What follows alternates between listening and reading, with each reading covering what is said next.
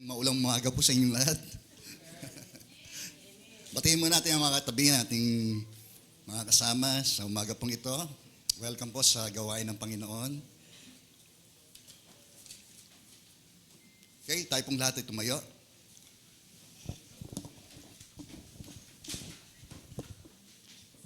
Buksan po natin ating banal na kasulatan dito po sa Sulat ni Paul, dito po sa 1 Korinto, Kabanatang 10.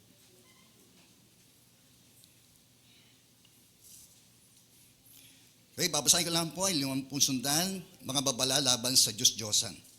Mga kapatid, nais kong malaman ninyo na mga nangyari sa ating mga ninuno noong panahon ni Moses. Silang lahat ay nalilima ng ulap na sa kanilang paglalakbay at sa pagtawid sa dagat na pula. Sa gayon, nabautismohan silang lahat sa ulap na sa dagat bilang tagasunod ni Moses. Kumain silang lahat ng isang pagkain espiritual at uminom din sa isang inuming espiritual sapagkat uminom sila sa batong espiritual na sumubaybay sa kanila at ang batong yon ay si Kristo. Gayunpaman, hindi kinalugdan ng Diyos ang marami sa kanila kaya't nagkalat ang kanilang mga bangkay sa ilang. Ang lahat ng nangyaring iyon ay babala sa atin upang huwag tayong maghangad ng masamang bagay gaya ng ginawa nila. Huwag kayong sasamba sa mga Diyos-Diyosan gaya ng ginawa ng ilan sa kanila. Ayon sa nasusulat, umupo ang mga tao upang magkainan, mag-inuman at tumayo upang magsayaw. Huwag tayong makikiapid gaya ng mga ginawa ng ilan sa kanila. Kaya 23,000 tao ang namatay sa loob lamang ng isang araw. Huwag nating susubukin si Kristo gaya ng ginawa ng ilan sa kanila. Dahil sa ginawa nila, pinuksa sila ng mga ahas. Huwag din tayong magrereklamo tulad ng ilan sa kanila. Kaya't nilipol naman sila ng anghel na mamumuksa. Nangyari ito sa kanila bilang babala sa iba at isinulat upang tayo namang nabubuhay ngayong mga huling araw ay maturuan. Kaya nga, mag-ingat ang sino mang nag-aakalang siya'y nakatayo at baka siya mabuhal. Tayo po'y manalangin. Muli kami po'y nagpapasalamat sa umaga pong ito. Panginoon, salamat sa pribileyo na kami po ay makapanambahan sa iyo, Panginoon. At hiling namin ang iyong pagbabasbas sa iyong mga salitang ito, Panginoon, at patuloy ito mag-akay sa amin tungo sa mas malalim naming pagkakilala sa iyo. At hayaan po ninyo na ito po mag-akay sa amin tungo sa isang matuwid at banal na pamumuhay, Panginoon. Salamat po sa pangalan ni Jesus. Amen. Amen. Sige po.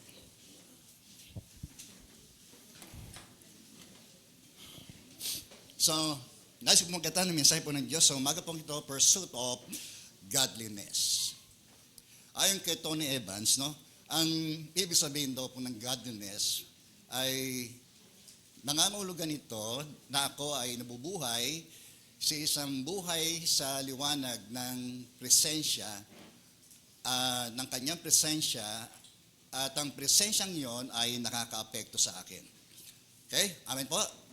Yan. So, godliness sa Tagalog ay kabanalan o marahil pwede ring sabihin pamumuhay na makadiyos. At yan naman ho ang inaasahan ho ng Diyos sa atin. Amen. Bilang ating kinikilala si Kristo bilang ating Panginoon at atin hong tagapagligtas. Yamang daw po ang Diyos ay banal, dapat din po tayo magpakabanal at mamuhay sa kabanalan. So ang kabanalan ay isang posisyon na pinagkaloob sa atin ng Diyos. No? Tayo po yung makapag-isa kay Kristo. Isa yan sa mga spiritual na pagpapalang tinanggap po ng bawat nanalig sa ating Panginoong Jesus. Pero sa ganang ating kondisyon ay hinihimok tayo na tayo po ay mamuhay sa kabanalan. No? At somehow talagang aamin tayo na bagaman tayo po ay napalaya sa pagkakaalipin ng kasalanan, tayo pa rin ay vulnerable na magkamali at magkasala. Okay, para yun ay maiwasan po natin, kailangan po natin ang mahalaga mga bagay na ito na pinapayo rin sa atin ng Biblia upang hindi po tayo magkasala sa Diyos at hindi natin mabaliwala o baliwalain ang mga pagpapalang Kanya pong naibigay na ho sa atin. Okay? Kaya nga sabi doon sa Ephesians chapter 1 verse 3, lagi daw po tayo magpasalamat sa lahat ng mga pagpapalang spiritual na sa ating pakikipag-isang ito sa ating Panginoong Jesus ay pinagkalooban tayo ng napakasagana. Itong tinatawag din ng mga spiritual riches na ito na ipinagkaloob sa atin ng Diyos. Pero hindi ko garantiya, no? Na ito pong mga pagpapalang ito ay magiging daan ng atin hong tagumpay sa buhay paglalakbay, sa buhay pananampalataya. Okay? Kaya tulad ito, nasa kasaysayan, no, nakita ho natin sa Israel na binigyan diin po ni Paul na kung saan, no, na kung meron mang higit na bansa na tumanggap po ng mga espiritual na pagpapala na ito, walang iba kundi po ang Israel. Amen. No? So sa ganang atin, tayo po ay nilalarawan sa mga spiritual Israelites. No? Kaya tayo pa rin ay makakaugnay sa mga Israelitang ito, kung kaya nga ho yung mga nangyari sa kasaysayan, no, mabuti man o masama, ay meron ho tayong mga mahalagang mga aral na matutunan sa kanilang mga ginawa, mabuti man o masama. Amen po? Yung mabuti atin hong sundan at yung masama naman ho ay atin ho namang talikuran. Kung tayo man ay natulad sa kanila na gumagawa rin ng ganung uri ng mga kasalanan na hindi ho nakalulugod sa Diyos. Okay? So may panganib, no? Kaya nga dapat maging handa tayo at alam natin itong mga panganib na ito upang hindi ho tayo maparool, no? Na nasayang yung pong pagpapala sana na dapat po nating tamuhin pa ay no? Mawala ng saysay yung atin hong paglilingkod sa Diyos. Okay? Amen po? So, isa sa mga dahilan kung bakit din siya parang dumating sila sa punto na kahit yung napakaliwanag naman na yung pakikisama ng Diyos sa buhay ng mga Israelita, lalo na sa panahon ng kanilang paglalakbay, o yung pa lamang sa paglabas nila ng Ehipto, ay napagkilanlan nila na yung pakikisama ng Diyos sa kanila ay naroroon. Amen. So, kung maalala natin dito sa nabanggit na una, ukol doon sa mga nangyari at pangyayari nung sila ay lumabas sa Ehipto. Ang sabi rito, nung panahon ni Moses, sabi rito, ang ating mga ninuno sa panahon ni Moses, silang lahat ay naliliman ng ulap sa kanilang paglalakbay sa pagtawid sa dagat na pula. So maliwanag naman na yung pakikisama ng Diyos sa kanila ay nahayag doon sa pamamagitan ng dalawang haligi na yon, no? Yung haliging ulap sa umaga at yung haliging apoy naman kung gabi. Ang haliging apoy na yon sa gabi ay nagsisilbing liwanag nila at gayon din proteksyon nila laban sa maaring gumawa ng masama ho sa mga Israelita. Tingnan niyo po yon. Tingnan yung pagkupkup at pangangalaga ho ng Diyos sa kanila. At yung pillar of cloud na sa yun ay sisilbing parang pahayag ng Diyos ng kanyang pakikisama sa mga Israelitang ito. At kung saan mo bumagtas yun, ay doon po sila bumabagtas. At kung yun po ay ihimpil, doon din po sila ihimpil. No? Sa buong sandali na iyon, talaga pong sila po ay iningatan, pinotektahan ng Diyos laban sa mga humahabol na mga hukbo ng Ehipsyo, di po ba? Ng mga Ehipsyong army. Di ba? At dito pinatunayan ng Diyos na siya pa rin ang kanyang tagapagligtas nung sa pamamagitan ng miraculous na ginawa niya ito nung hatiin po niya yung dagat na pula sa pamamagitan din po ni Moses at nakatawid yung mga Israelitang ito ng ligtas at payapa at wala hong nagbuwis ng buhay. Yung hayop ng mga tumawid po roon ay hindi ho nagkaroon ng casualty. Amen. So, napakaganda ng mga ginawa ng Diyos sa atin sa kasaysayan. Makikita natin na yung Diyos na ito na kinilala nila ay siya rin naman Diyos na atin nung kinikilala sa magitan ng ating Panginoong Jesucristo. Amen. Katunayan, nabanggit nga yung pre-incarnate Christ, no? Na kanilang kasama doon sa pagtawid na yon. Sa gayon, nabautismohan sila, sabi rito, sa kanilang pagtawid na yon, nabautismohan silang lahat sa ulap, sa dagat bilang mga tagasunod ni Moses. O tayo rin naman, yung symbolism din ng baptism natin ay simbolo ng ating pagiging tagasunod ni Kristo. Amen po? Yan.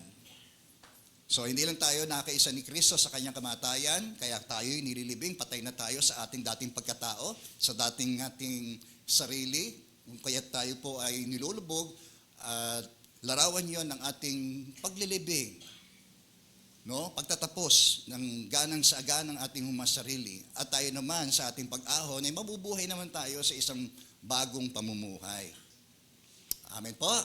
Yan. Meron na bang nabago sa atin? Ha? Naku, pastor, wala pa. Okay? Sa mga dito natin makikita yung pagbabagong hindi ho kayang gawin ng tao. Yung pagbabago na talagang Diyos lamang po ang makagagawa ho nun. Okay? Amen po? Purihin po ang Panginoon. So, isa ito sa mga pagpapala pa rin, yung sinabi rito, nakatawid sa dagat, nagbigyan sila ng mga pagkaing espiritual. Di po ba? Tulad ng mana, ito po'y galing sa langit. Literal, na talagang pinaulanan sila ng Diyos ng pagkain ito upang mapunan, no, yung kanilang magugutom na sikmura. Sa ganung paraan, kahit sa mating paraan ito, ay kahangahangang paraan na ito ng Diyos, ay hindi naging garantiya riyon para sila ay lubos pa rin magtiwala sa Diyos. Okay? At uminom din sa isang inuming espiritual sapagkat uminom sila ng batong espiritual na sumabaybay sa kanila at ang batong yon ay walang iba kundi sino? Si Kristo, the pre-incarnate Christ. Purihin po ang Panginoon. So yung existence ni Christ, noon pa man, di po ba? Kaya nga siya ay tinawag na si ako nga, no? Ang ibig sabihin, no? The pre-existent one, no? Siyang nabubuhay sa ganang kanyang sarili. Kaya yung existence ni Christ, even before the creation, nandoon na ho siya eh. Amen po? Kaya kung yung sasabing siya hindi Diyos, ay maliwanag, yun ay pamumusong, no? At paglapastangan sa kanyang pagka-Diyos. Okay? So sila, nakakita natin, no? Hayag, literally, nakikita ng kanilang mga pisikal na mga mata ang mga ginagawa ho ng Diyos sa kanila. Yung protection ng Diyos, yung presensya ng Diyos, at yung provision, sinustenahan sila ng Diyos sa kanilang paglalakbay.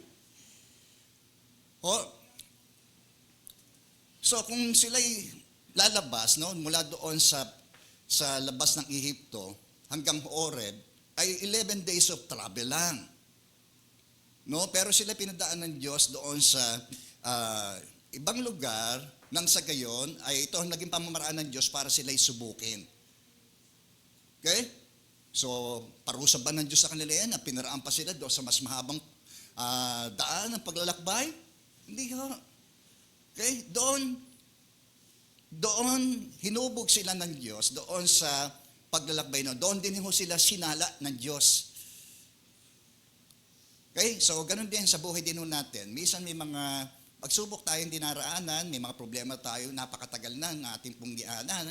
Pero yun ay marahil ginagamit din ng Diyos para sa atin upang subukin ang ating pananampalataya sa Kanya.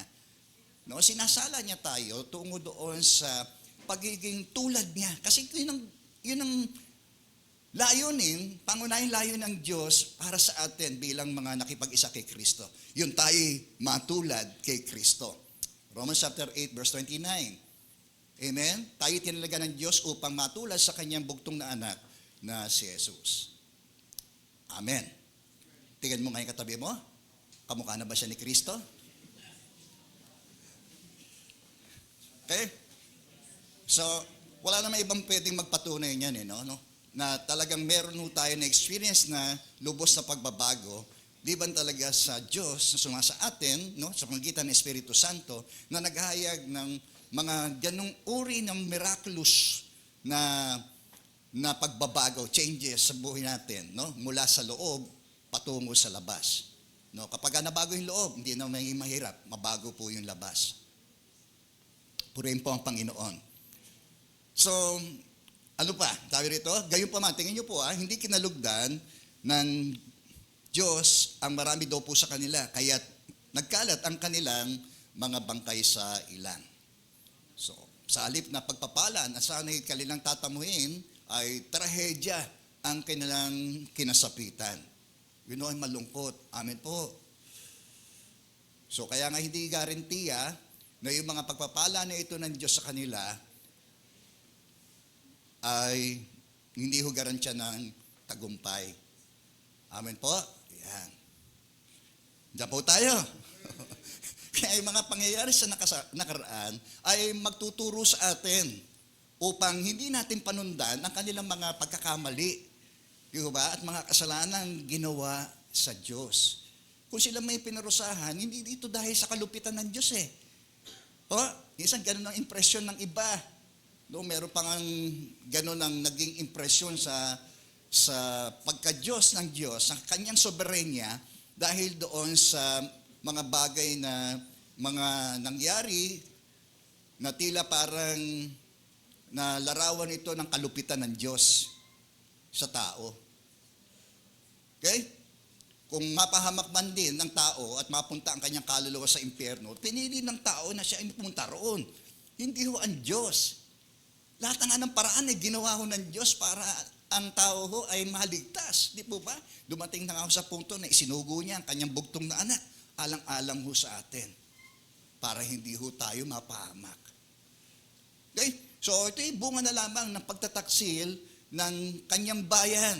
Kung sila man ay humantong sa ganitong uri ng trahedya at pagkamatay, ay dahil na rin ho sa kanilang mga ginawang kasamaan. Okay? Amen po? At magsisilbi rin ho sa atin yan, maaari nating mamiss ang Diyos sa kabila na ginagawa natin ng kanyang mga gawain. Pwede ba natin mangyari sa atin yon?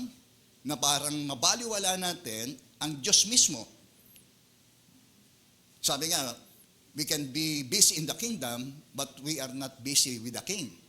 Diba? Maaari daw po tayong busy tayo sa paghaharian ng Diyos, sa ministry, o sa church, yung visibility natin, nakikita sa mga gawain ng Diyos. Pero sa gitna noon, pwede pala natin ma-miss out ang Diyos. Posible ba yan? Posible. Kung sila gano'n di ba? Hayag pa sa kanilang paningin ng mga bagay na ginagawa ho ng Diyos, pero sa kabila ng lahat, pagtataksil ang kanilang isinukli. Okay? So, saan nagsimula? Yung downward spiral nito. Yung spiral na hagdanan, mula sa taas, di po ba? Pababa, di po ba? Kung ikaw naman galing sa baba, pataas. Depende yan kung ikaw aakyat o bababa. Pero ganun ang sistema nun, di ba? Paikot. Alam mo ba natin yon? Siguro iba sa atin, meron mong spiral na stairs, di po ba? Na meron tayo sa bahay. So, sila, makikita natin, mula sa taas, nandoon sila eh. Di ba? Nandoon sila sa kataasan. Okay, pero bakit sila lumubog? Bumagsak at bumaba sa kanilang kalagayang spiritual ay dahil sa mga dahilang ito. Saan nagsimula?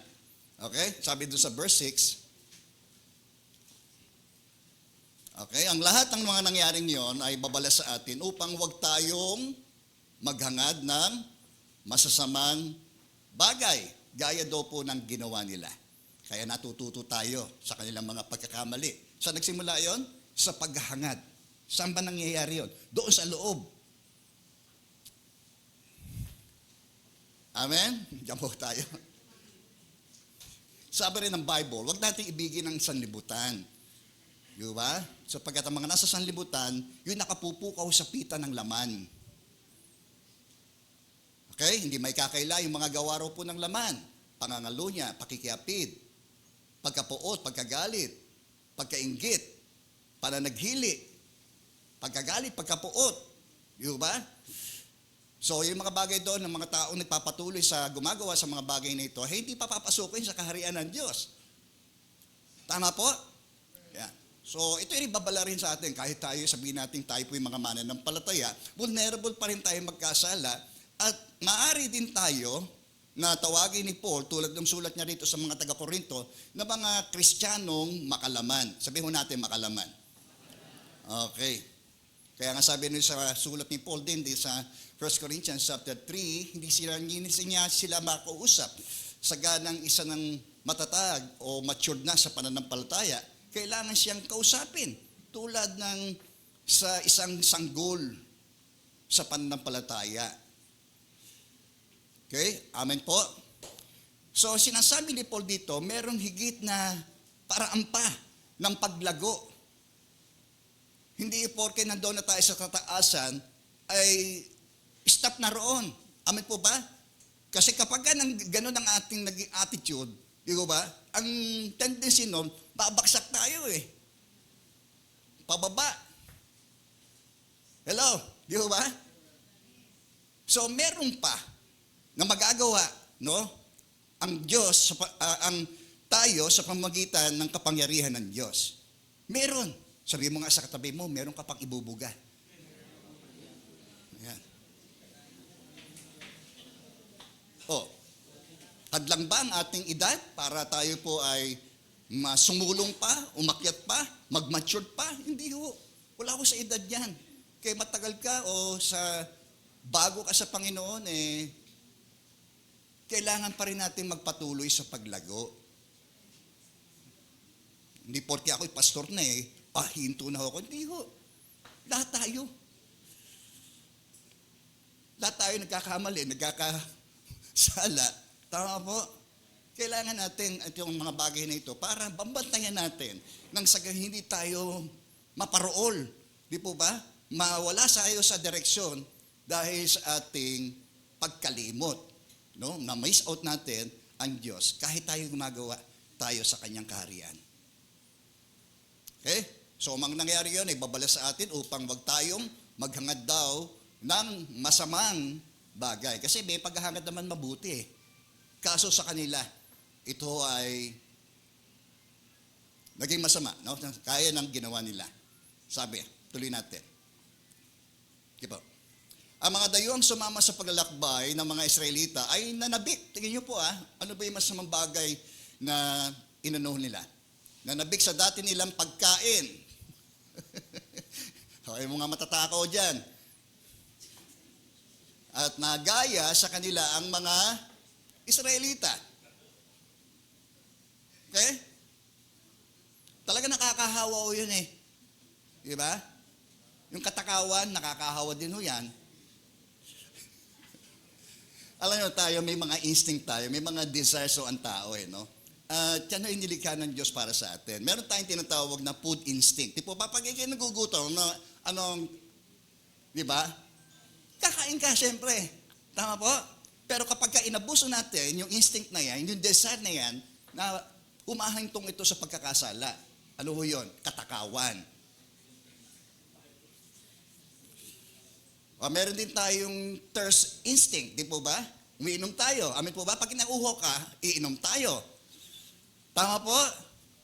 So, kapag inabuso rin natin, yung instinct natin yan, yung desire natin yan, ng ating pagkauhaw, at uminom tayo ng mga bagay na makasisira sa atin ng katawan, lalo na sa ating espiritu. Di ba? Hello? Alam mo yung mga espiritu ng alak. Di ba? Ikaw ay nagiging lasenggo. Ako never in my life na, nung ako yung nagsimulang minom, sabi ko, hindi ako magiging lasenggo. Kasi nung buhay pa tatay ko, maliit pa ako noon, nakikita ko tatay ko pag umiinom, laseng. Ako, sabi ko, tinanong ko sa sarili ko na hindi ko gagayahin ang tatay ko paglaki ko. Pero ano niyo po ba? Naging mas malala pa ako sa tatay ko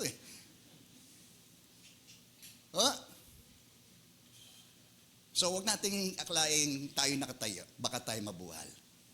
Gayun din, sa lahat ng mga spiritual riches natin, huwag nating iyon na tayo'y matatag na sa pananampalataya, matagal na tayo sa pananampalataya, no? Ay hindi tayo pwedeng pasukan ng ganitong uri na masamang nasa sa atin.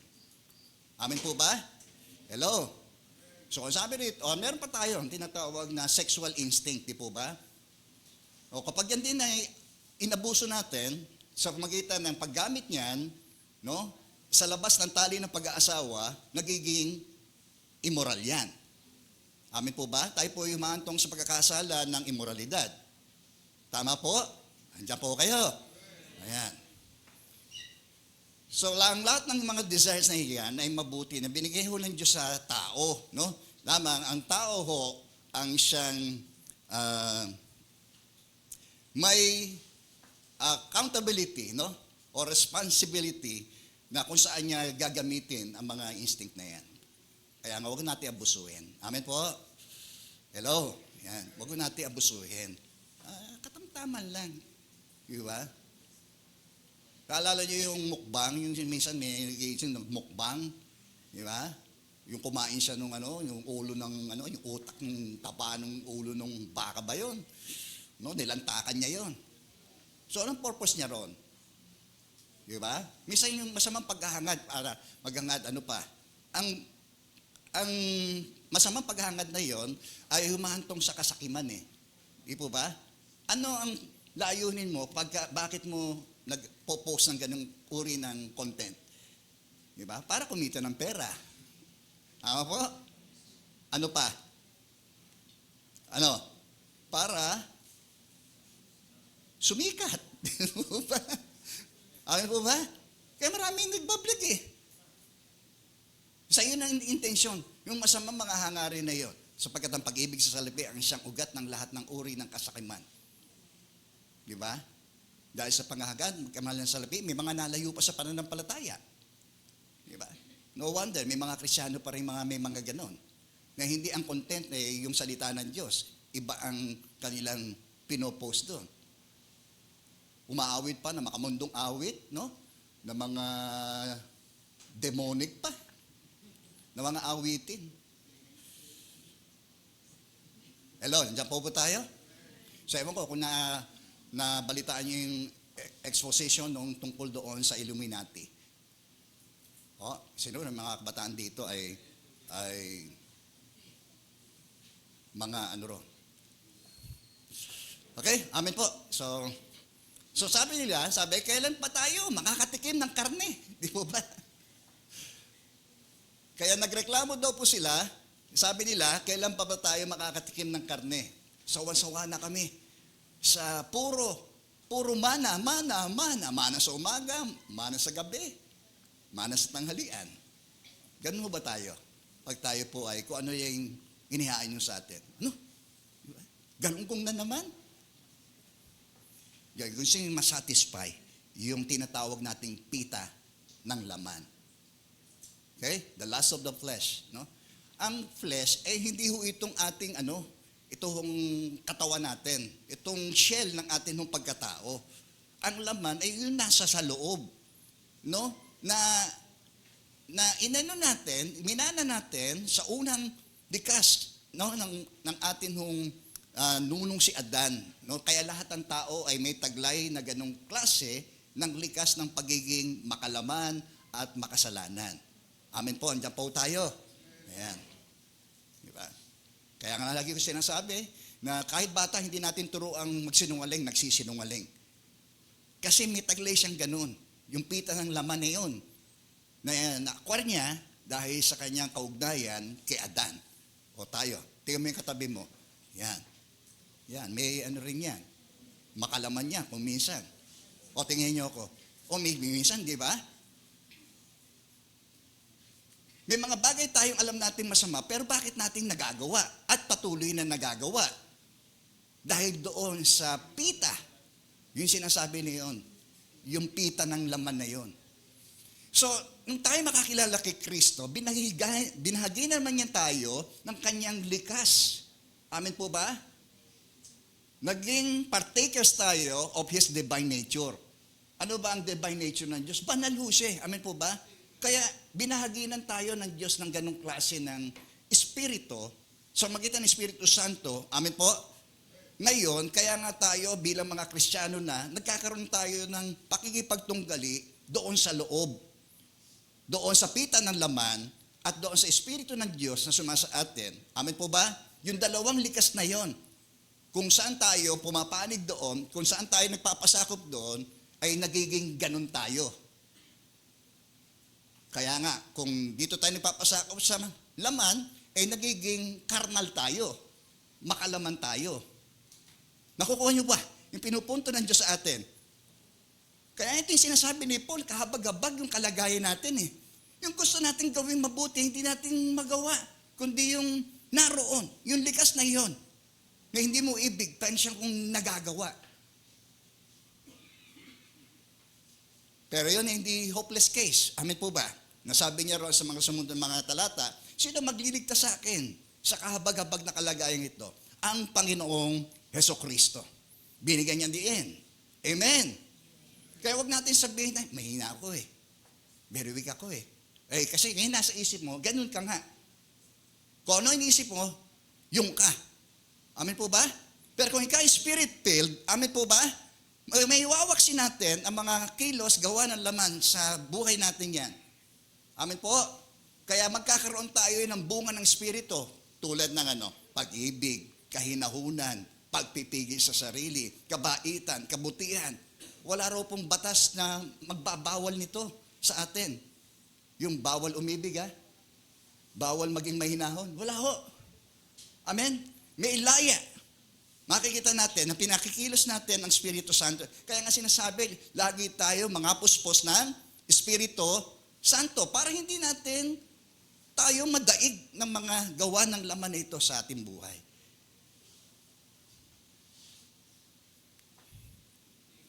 Okay? Sabi, huwag kayong maglalasing. Sikapin yung kayo mapuspos ng Espiritu Santo. Okay? Amen po? Itong mga taong to talagang pinapapalit yung kanilang sikmura sa kanilang espiritual. Amen?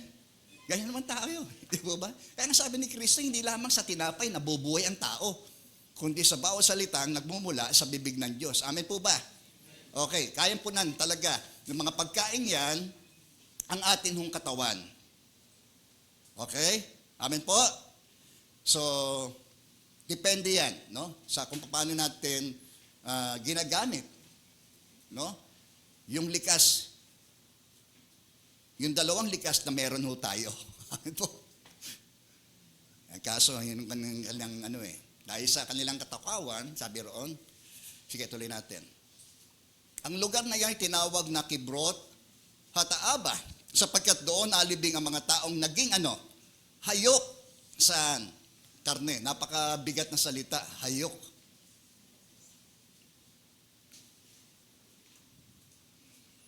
Okay? Amen po? Minsan, ganyan din tayo. Minsan, din lang natin napapansin na mas pinahalagaan natin ang ating sikmura, ang ating physical, kaysa doon sa spiritual. Totoo, hindi. Pinagaganda natin yan. Inaayos natin yan. Binibihisa natin yan. Yung ating kayang spiritual, yung relasyon natin sa Diyos, gaano kaya nating pinagaganda? Tayo na ho sumagot. Kasi ang Diyos lang naman nakakaalam ho nun Kaya lang binibigyan lang tayo ng pansin ng Diyos. Makasyado tayong sa mga material, sa physical, di ba?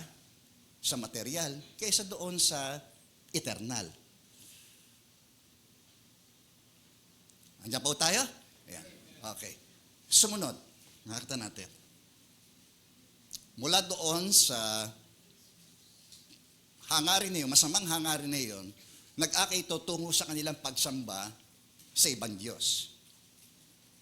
Di ba? Hello. Nung si Moses ay magtagal, nakita natin, nagtagal siya doon sa may di ba? Nagtagal siya roon sa bundok, sa kanyang pakikipag-ugnayan ho doon sa Diyos. Amen po ba? Nainip yung mga tao. Kaya hinimok niya dahil si Aaron ang parang assistant ni Moses Di ba? Hinimok nila si Aaron na wala na baka hindi na babalik si Moses. Kaya gumawa sila ng isang Diyos, itong object na ito, itong Diyos-Diyosak ito, nangalap sila ng mga ginto, yung mga metal, na kung saan, na huli yan, tinipon nila yon. Yung pangbaon nila galing pa sa Ehipto yun Nung lumabas sila, may baong-baon silang ganun. Kaya nung pinagsama-sama, gumawa sila ng Diyos-Diyosan para kilalanin nila ang kanilang tagapagligtas. Okay? Amen po? Sige, sabi Ron. So sabi sa verse 7, huwag kayong sasamba sa Diyos-Diyosan, gaya ng ginawa ng ilan sa kanila. Ayon sa nasusulat, anong ginawa nila? Umupo ang mga tao upang magkainan at mag-inuman, happy-happy, at tumayo upang magsayaw.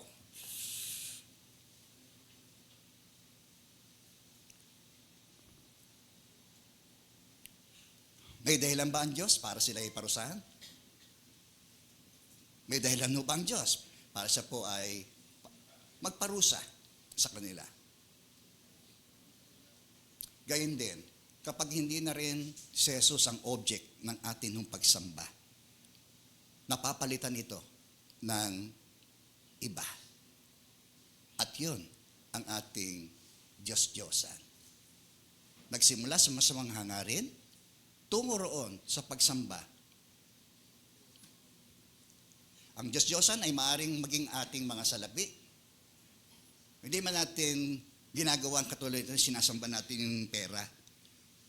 Pero, isang uri ng pagpapakita ng ating pagsamba kung ito ang inilalagay nating higit na mas mahalaga kaysa sa Diyos. Maari, yun ding posisyon, maaaring kasikatan, pwede yan. Yan ay masamang mga bagay na kung saan yung mga masamang hangarin yan na magtutulak sa atin patungo sa kapahamakan. Kaya napakadali, di ba? Kapag nabaliwala ang Diyos, sa sentro ng ating bumbuhay, madali nang maghagilap ng kanyang kapalit. Na hindi natin namamalayan, yun na yung kapalit ni Jesus sa puso natin. Okay? Next. Muna tayo. The third danger, no? Ating maiwasan yung immoralidad. Kung wala na sa eksena, o ang Diyos sa lugar ng puso ng mga Israelitang ito, pakadaling palitan ito at gumawa pa ng higit pang kasalanan tulad ng immoralidad. Okay? Basahin nga ho natin. Huwag tayong makikiapit gaya ng ginawa ng ilan sa kanila. Kaya't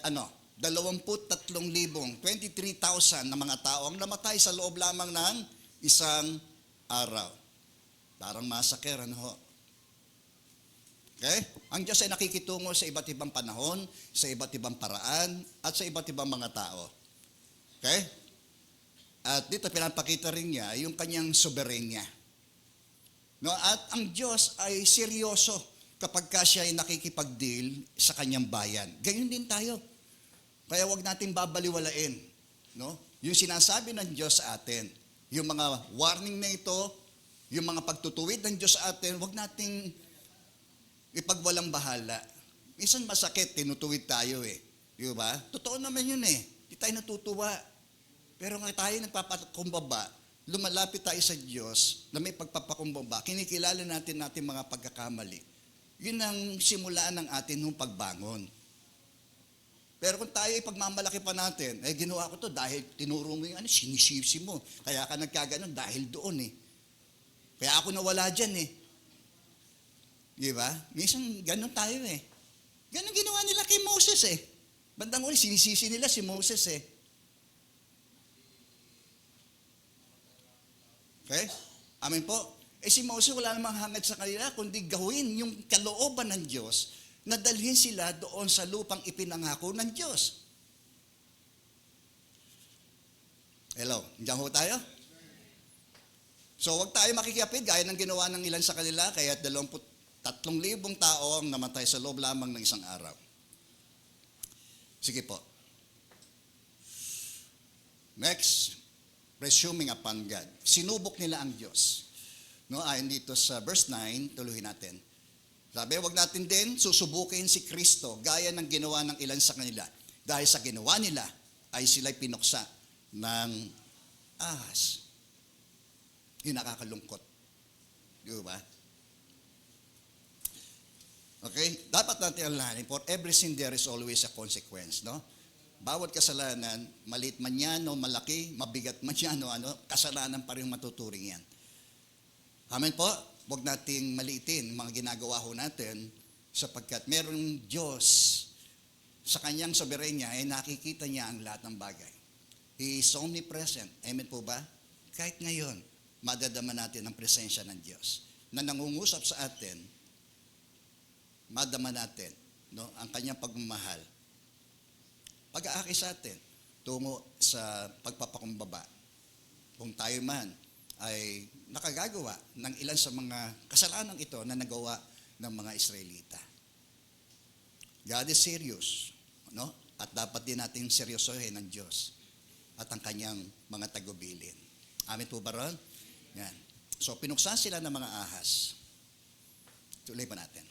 Mula sa bundok ng Hor, nagpatuloy ang mga Israelita patungong dagat na pula upang iwasan ang Edom. Subalit na inip, tingnan niyo po sila sa pasikot-sikot na paglalakbay. Tayo po ba'y naiinip na? Hello? Ang sabi ng isang pastor, ang mahabang mensahe nagpapakilos ng upuan. Kaya siguro, pag kami nakikita kong medyo aligagana, naiinip na tayo. Amen po? Pero pagka nandun tayo, nakatutok tayo sa cellphone natin, no? Kahit ilang oras.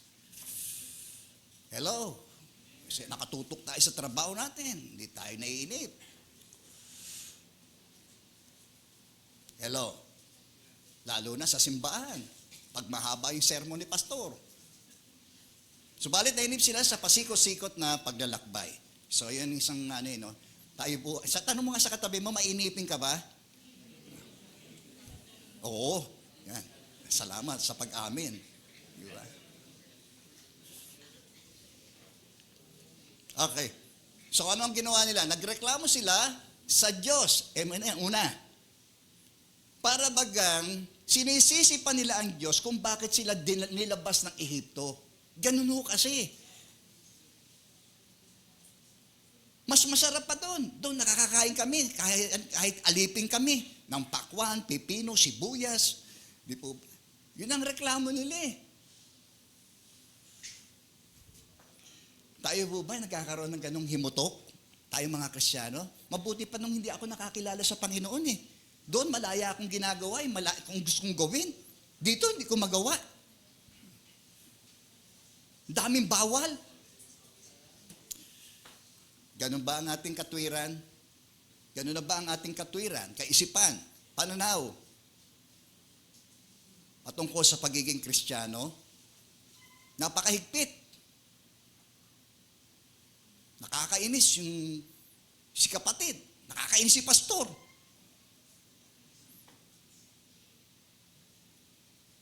Kasi sinisi rin nila si Moses Sabi rin, at kay Moses, inilabas mo ba kami sa Ehipto? Tingnan niyo po yun. Pagpapala po ho yun, hindi.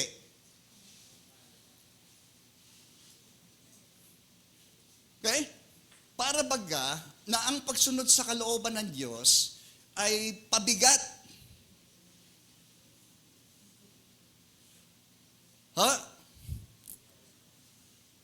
Upang, ganun pa, iniligtas na nga sila kung gusto nila, mamatay sila doon nandoon pa lang sila sa Ehipto, mamamatay na sila Di ba namin naisip yun? Di ba? Kasi bulag na sila Bulag na sila sa Diyos mismo. Na yung presensya nila, pakikisama ng Diyos ay naroon sa kanila. Ganyan ang nangyayari sa atin kapag lumalabo ang ating spiritual na paningin. Okay? Lumalabo na rin yung ating mga pananaw, yung ating mga values, yung ating mga interest, di ba? Nakakasuya, nakakasawa, nakakainip ang mga bagay ukol sa espiritu. Okay? Kaya suyang-suya sila, no? Sa amin, walang kwentang pagkain ito. Tingnan niyo po, tayo po ba'y nagsasawa sa salita ng Diyos? Ganito po ba ang ating pananaw? Nakakainip, no? Kaya ayaw magbasa, ayaw mag-aral, ayaw magbulay. Pastor, inaantok ako pagka nagbabasa ako ng Bible. Pastor, malabong mata ko Pero sa panonood, di ba? Dilat na dilat ng mata. Ganun pa. Tinututukan. Huwag mo nga ako istorbohin.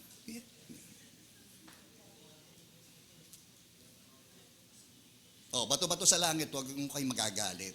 Naman para sa ating lahat. Minsan totoo tayo, ang tao ang daling magsawa. Totoo lang. Yan, sa pagkain lang Di po ba? Di ba? Pagka yun at yun din ang inaano natin, di ba? Nakakasawa. Di ba? Okay, pero huwag kong nihilang yun, no? Sa aspetong spiritual, kasi mas malaki ang impact nun sa atin. Mainip na tayo, magsawa na tayo sa mga pagkain, huwag lang tayo magsasawa kay Lord. At sa pagsunod sa kanyang kalooban, huwag tayo magsasawa roon.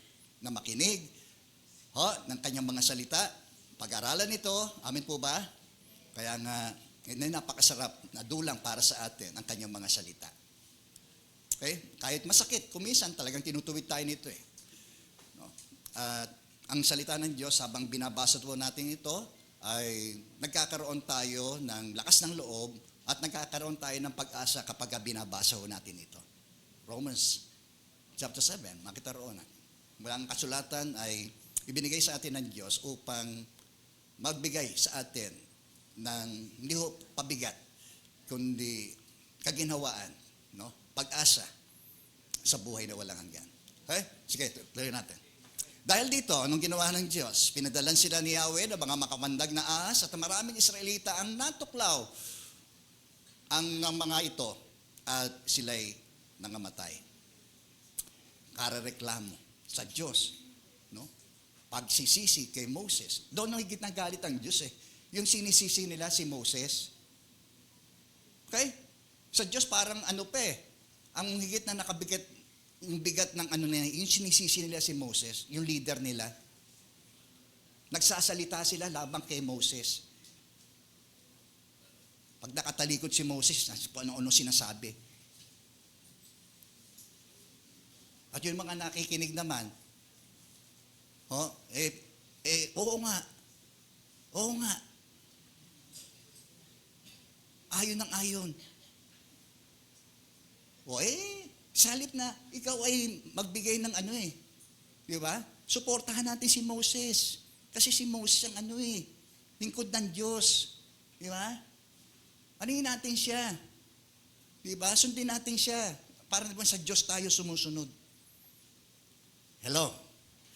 Kaya nga si Paul, meron siyang matatag na panindigan, imitate me as I imitate Christ, no? Sundan niyo ako, gaya ng pagsunod ko kay Kristo. Pagtulad ko kay Kristo. Amen po? Okay?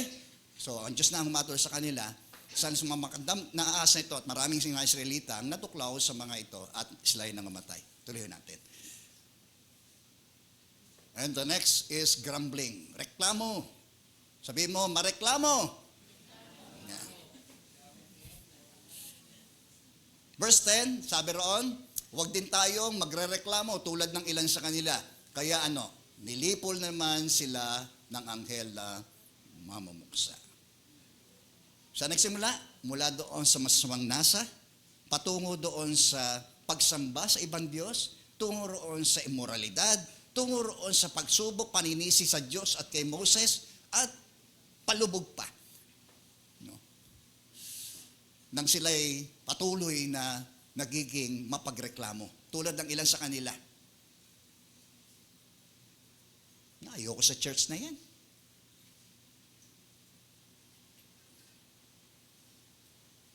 Daming reklamo.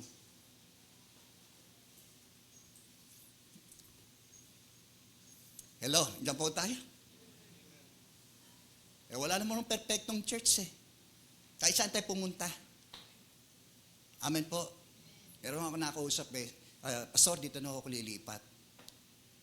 Bakit kako? Ayoko dun eh. Yung church na yung dun namumulitik eh. Puro politika. Yun ang kanyang reklamo. Wala namang perfectong church eh.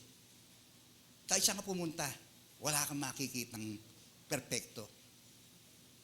Kung meron ka mang makitang perfecto, pag pumunta ka ron, hindi na perfecto yun.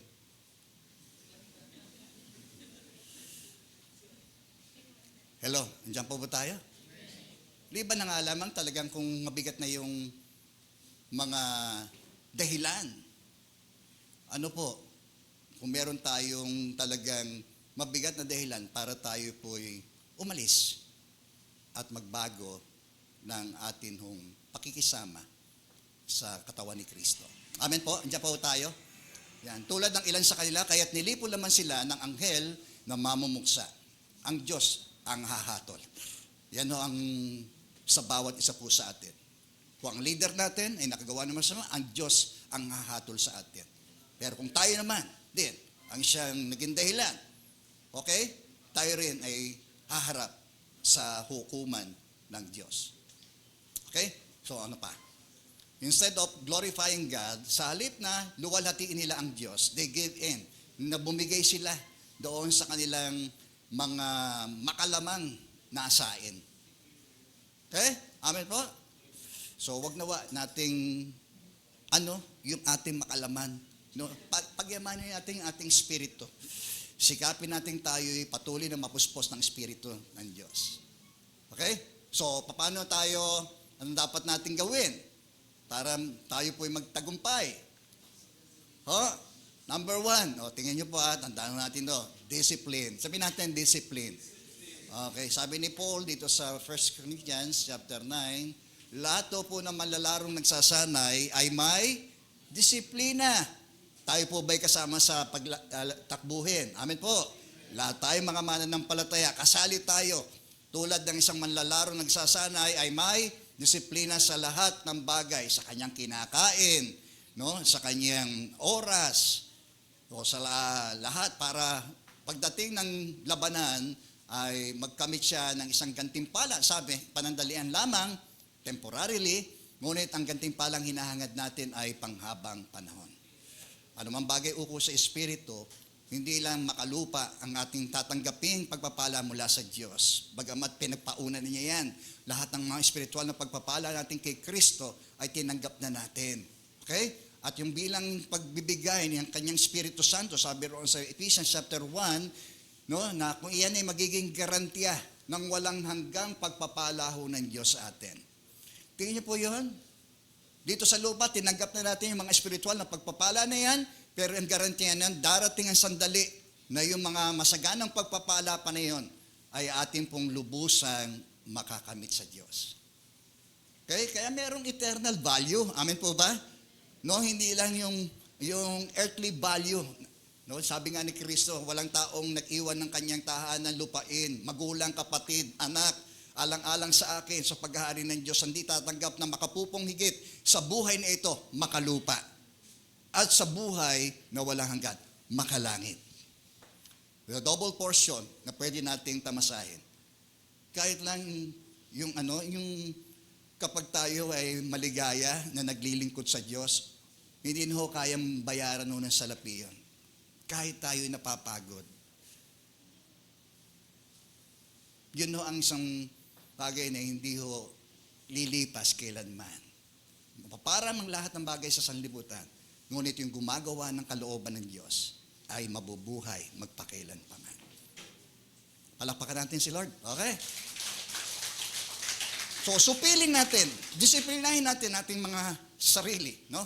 Sa tulong ng Espiritu Santo, disiplina sa lahat ng bagay upang magkamit ang isang gantimpalang panandalian lamang, ngunit ang gantimpalang hinahangad natin ay panghabang panahon. Okay, mga kapatid, no? Pagsikapan natin ng mga higit ng mga bagay na ito, sapagkat ito ang mananatili lamang magpakailanpaman. Kaya tuloy ho natin, hindi ako tumatakbo ng walang patutunguhan. Meron siyang goal. Amin po ba? At ang goal na iyon ay ganapin yung mission pinapagawa ni Kristo sa Kanya. Gayon din tayo. Dapat merong tayong ganoon na sundin natin yung kalooban ng Diyos. Yun yung pinatutunguhan na sa atin ng Diyos. Doon tayo tumungo. Doon tayo sa makipot na daan. Huwag tayong sumamaro sa malawak. Maraming dumaraan ho doon. Pero ang dulo naman noon ay kapahamakan. Sa makipot, makitid, dito kayo. Pagsikapan yun, dito pumasok. Diba? Kaya kalakip dito yung pagdidisiplina. Doon sa loob natin. Supili natin yung mga gawa ng laman na ito. Sa magitan ng Espiritu Santo sa atin. Diba? Nang sa gayon ay makalakad tayo, makapamuhay tayo na may kabanalan, mamuhay tayo ng maka-Diyos. Amin po ba? At hindi ho ng makalaman. Patutunguhan at hindi ako sumusuntok sa hangin. Next. Subalit, anong kanyang ginagawa? Pinahirapan ko ang aking katawan at sinusupil ito upang sa gayon hindi ako maalis sa paligsahan pagkatapos kong mangaral sa iba. Diba? Totoo naman po yun eh. Gusto ba natin katitisuran tayo? Makita niyo rin si pastor nangangaral tapos makita niyo ako sa umiinom ako. Diba? Hello? Tapos nangangalo niya ako. Paniniwalaan niyo ba ako? Diba? Hello, nandiyan po ba tayo? Hindi ako maalis sa paligsahan pagkatapos kong mangaral sa iba. Sige po. Huwag ninyong, tingin po sa Romans chapter 6 verse 12, huwag ninyong paghariin ang kasalanan. Okay? Posible pa ba yun? Pinalaya na tayo eh. Pwede pa rin. Kung doon tayo palaging sumusunod sa udyok nito sa atin. Kaya pwede tayong maalipin pa. Sabi nga nung babala, ng sumulat ng Hebreo, ingatan ninyo na huwag sumama ang sino man sa inyo at magpatuloy sa pagkakasala hanggang sa talikuran niya ang kanyang pananampalataya. Kung nangyari ito sa mga Israelita, amin po ba? Sa kasaysayan, no? History repeat itself. Di ba? Nagyayari din ito sa kasalukuyan. Posible ba, Pastor? Posible. Maging sa mga oras na ito, kung sino man sa atin yon. Okay? Amen po. Kasalanan ng katawang may kamatayan upang hindi na ninyo sundin ang masamang hilig nito. Doon tayo naakin nun eh. Patungo sa pagkakasala at pagkaalipin. Kapag nagkaalipin na yon, nagkakaroon ng stronghold ang kaaway sa atin. Okay? Nagsisilbing stronghold yon. Yung mga hinanakit mo, yung galit mo, yung sama ng loob mo, nagiging stronghold ng kaaway yun eh. Sa halip na ikaw ay maging malaya sa mga ganong uri ng kaisipan at damdamin, makalaman, amen po, yun ang ating sinusustena. Okay? Naku, Pastor, ang bigat na niyang sinasabi mo. Pero totoo po yan. Huwag nating baliwalain to. Kamatayan upang hindi na ninyo sundin ang masamang hilig nito. Huwag na ninyong pailalim sa kapangyarihan ng kasalanan ang alimang bahagi ng inyong katawan. Kung ang mata mo ang nagiging dahilan ng inyong pagkakasala, dukutin mo. Ibig sabihin, ihinto mo. Okay? Kung ang kamay mo nagiging dahilan ng pagkakasala mo, putulin mo. Ihinto mo. Balikot ang kamay mo, ihinto mo. Diba? At sa tulong ng Diyos, ikay makakalaya doon. Amen po? Huwag nating aalisin. No? Maaring tayo magpapasya, pero sa tulong na pa rin ng Diyos, magagawa ho natin magtagumpay. Kasi kung tayo rin aasa sa sarili natin, naku po, dadalhin tayo patuloy ng kahinaan yon sa pagkaalipin. Kasalanan ang alimang bahagi ng iyong katawan bilang kasangkapan ng paggawa ng kasamaan. Sa halip, tingnan niyo po pasakop kayo sa Diyos bilang mga taong namatay na. Patay na tayo sa kasalanan. Kaya nga tayo nilulubog, patay na, nililibing na natin yung dati nating pagkatao. Amen po? Namatay na at muling nabuhay. Okay? Mabuhay naman tayo sa panibagong pamumuhay. At ihandog ninyo ang inyong sa Kanya, ang inyong katawan. Bilang kasangkapan ng kabutihan. Sabi sa inyo, ang katawan natin, neutral yan eh.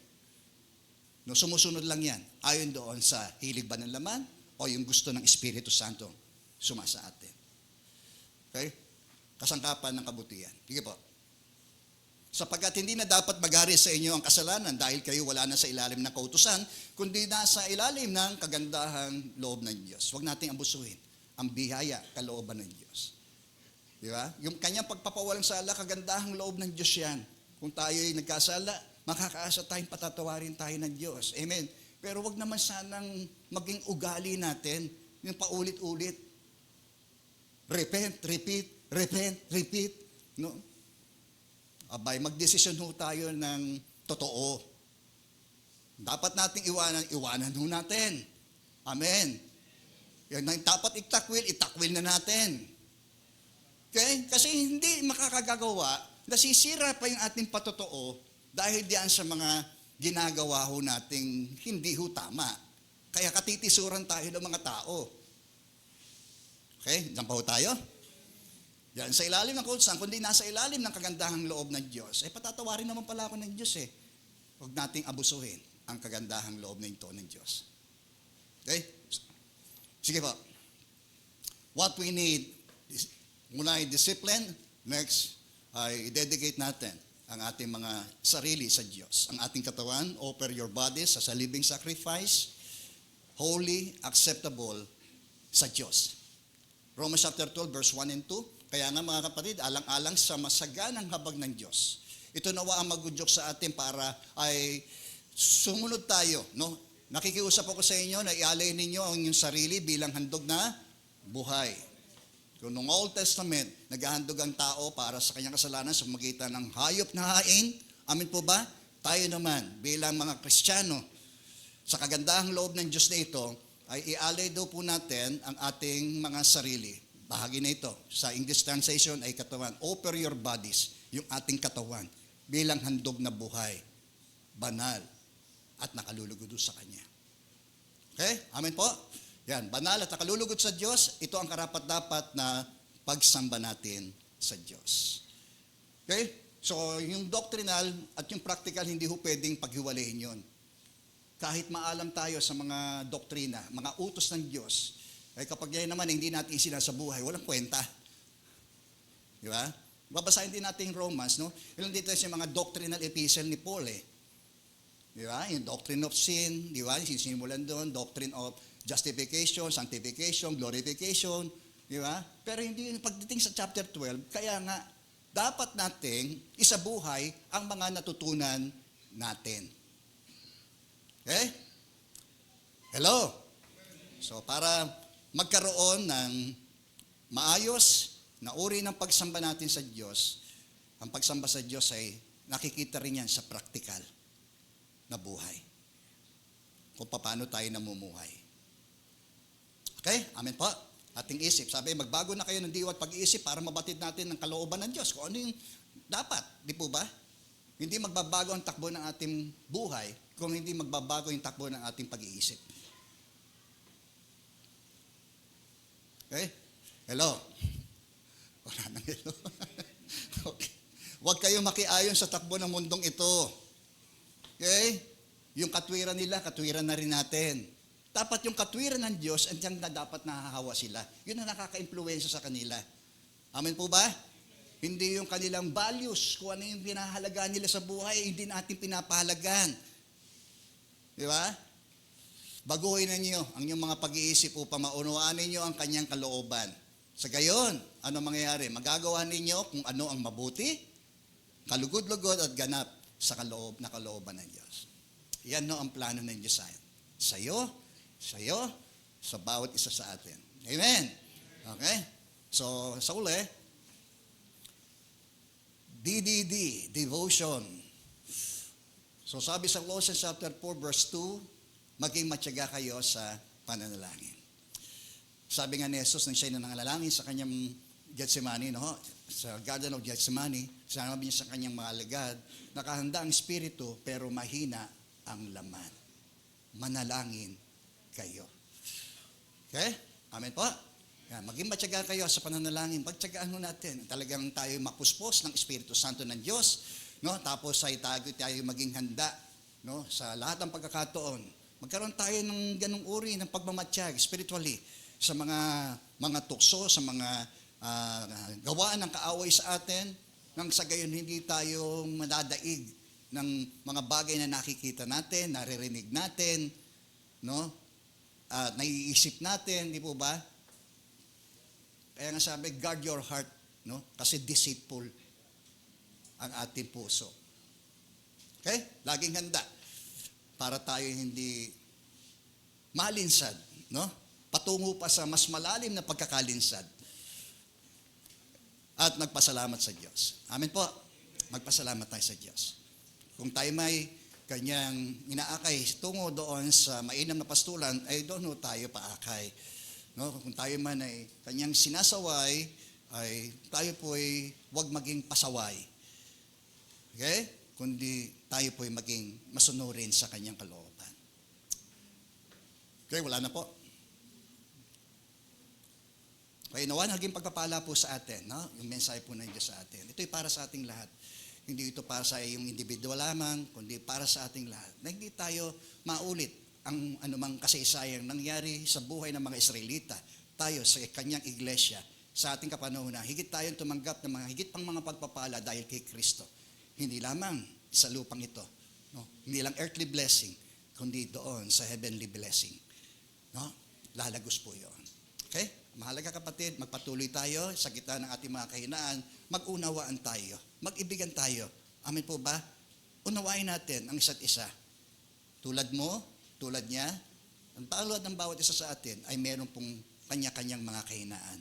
At sa mga kahinaan ito, tayo magpalakasan sa pamagitan ni Kristo at sa pamagitan ng Espiritu Santo nagbubuklod sa atin para siya ay ating malayang masamba, mapaglingkuran sa buhay po natin.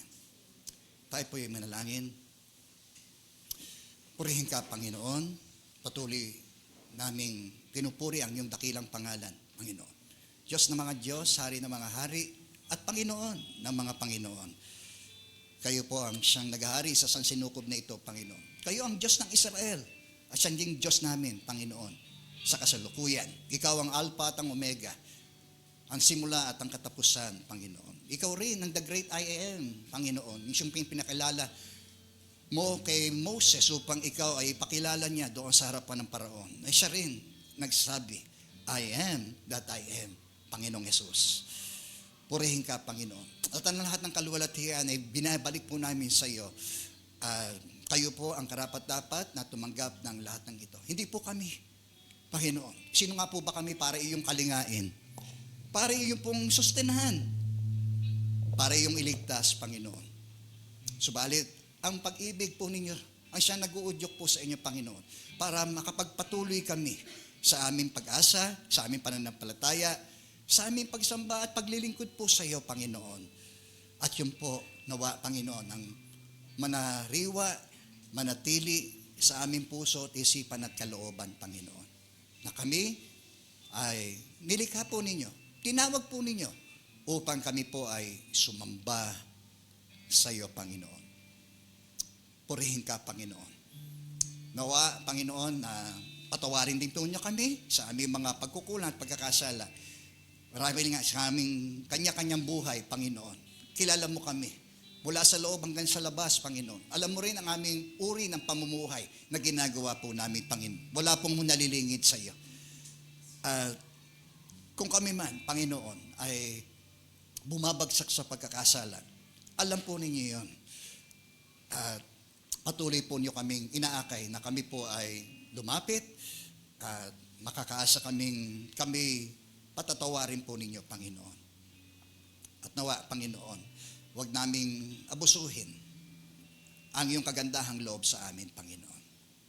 Nawa ang tunay na pagsisising ito ay makita po ninyo sa mga pagbabago na makikita po sa aming panloob at gayon din sa aming mga kilos, sa aming sasabihin, sa aming isipin at gayon din sa aming gagawin, Panginoon. Hallelujah. Purihin ka, Panginoon. Ikaw, kaibigan, kung sa tanang iyong buhay hindi mo alam ang iyong patutunguhan, pag kinuha ng Diyos ang iyong buhay, si Jesus ay namatay alang-alang sa ating mga kasalanan. Sa gayon, ang sino man sa kanya ay sasampalataya ay pagkakalooban niya ng pag-asa ng buhay na walang hanggan. At kung yan ang nais mo ngayong umaga, bakit hindi ka manalangin sa iyong kalalagayan at sabihin mo, wikain mo ang mga panalangin ito na manggaling nawa sa iyong puso. Sabihin mo, Panginoong Yesus, lumalapit po ako sa iyo. Kinikilala ko po na ako po isang makasalanan. Patawarin niyo po ako sa aking mga nagawang kasalanan. Panginoong Yesus, sumasampalataya ako na ikaw ay namatay. Ipinagkaloob mo ang iyong buhay alang-alang sa aking mga kasalanan. Binayaran mo ang aking mga kasalanan. Sumasampalataya ako na ikaw rin ay muling nabuhay mula sa mga patay sa pag-asa sa buhay na walang hanggan. Tinatanggap kita sa aking puso, Panginoon, bilang aking tagapagligtas at Panginoon ng aking buhay. At simula ngayon, Panginoon, iniaalay ko po sa iyo ang buhay na ito. Itala po ninyo ang aking pangalan sa aklat ng buhay at patuloy po niyo kong akayin tungo sa lubos ng aking pagkakilala sa iyo. Sa pangalan ni Jesus. Amen. Salamat po aming Ama. Patuloy po niyong pagpalain the rest ng aming pong fellowship na ito. We bring you back all the praises and glory. In Jesus' name, amen. Amen.